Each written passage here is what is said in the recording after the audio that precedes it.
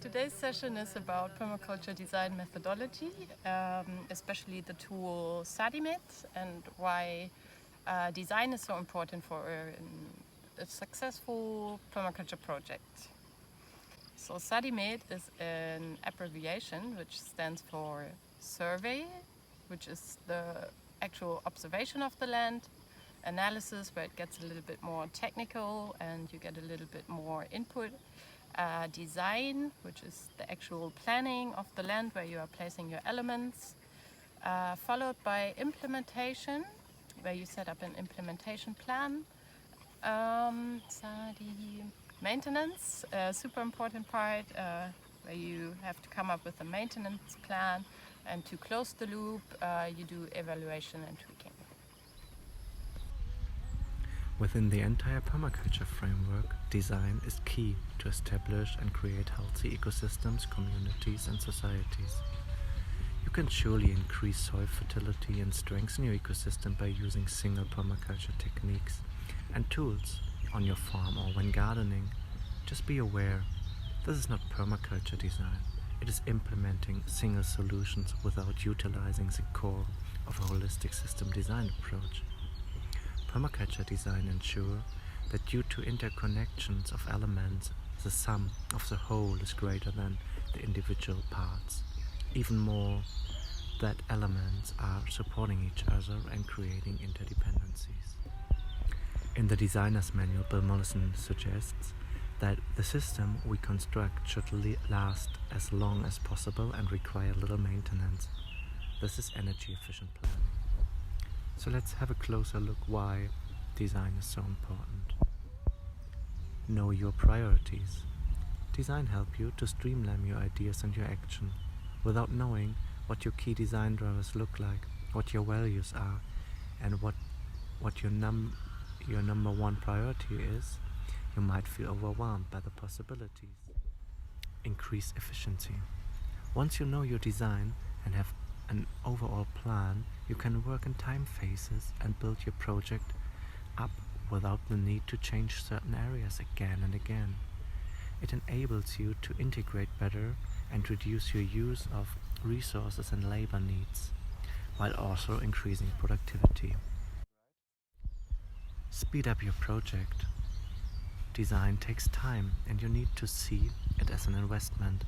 If you are willing to invest some time and energy in the beginning and follow the design process, you will have a higher chance of success and it will work out way faster as you actually know why and what you are doing. The graph just sums it up perfectly, why design is so important.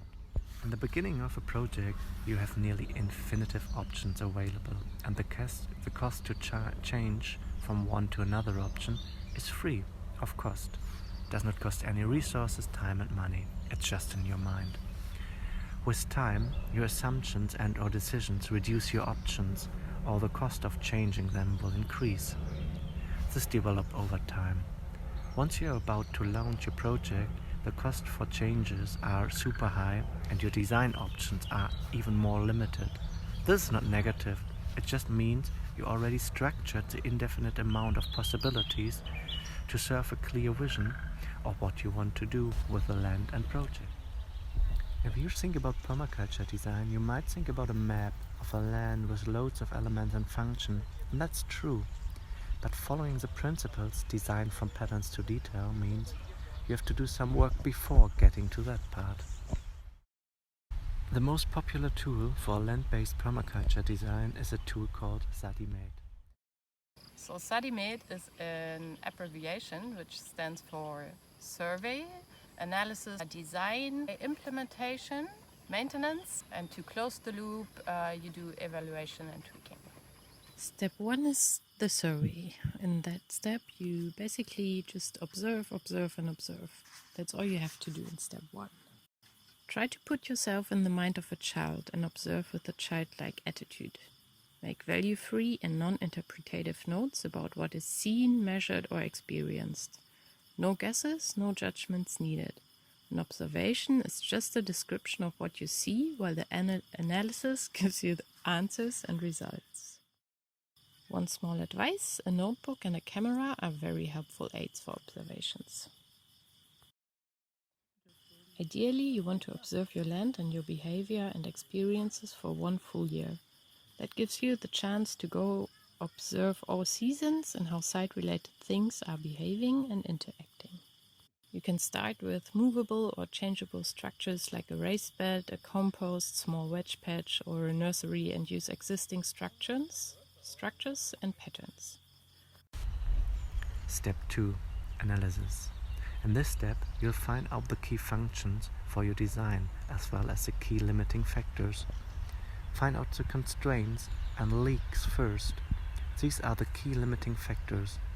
Based on that, you'll come up with your key functions, those functions that are required to meet the needs of the land and your needs. Your key functions are your main objectives. For example, food production, energy off-grid, or education. Step 3 is D for design. Take your base map and start designing. Experiment with different placements of systems and elements. Select and place them in a way that the identified functions are fulfilled and integrate the ones that are satisfying your needs. If you feel overwhelmed by the options, try the random assembly method. Don't think too much. Just place your elements on your base map, take a picture and place them differently. Take a photo and do that again and again. Invite friends to do the same with your design. You will find certain elements always at the same spot, so this could actually be a good placement. And again, always come back to the permaculture ethics and principles. Is my design benefiting life in all its forms? Is my design based on patterns that I've observed? Step 4. Implementation. Before you start to implement your design, take some time to create an implementation plan.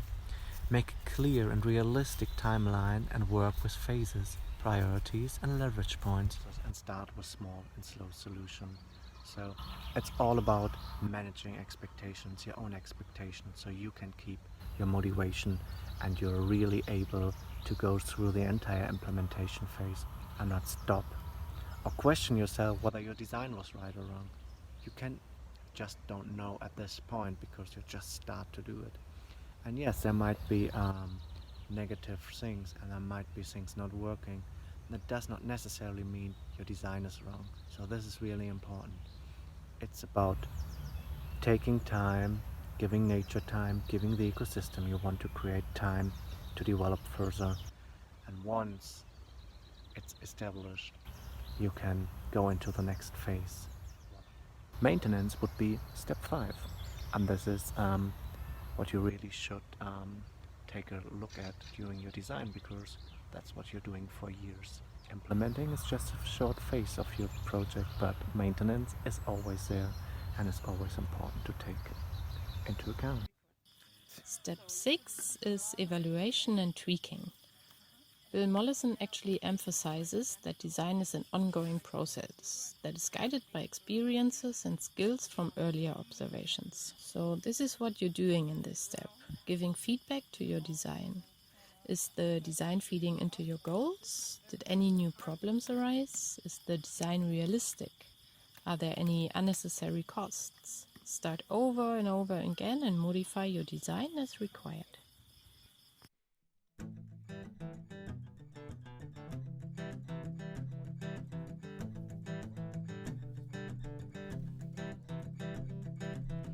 Hello, early morning sunshine, shining in through the shutters of my window. Well, I'm glad I can see you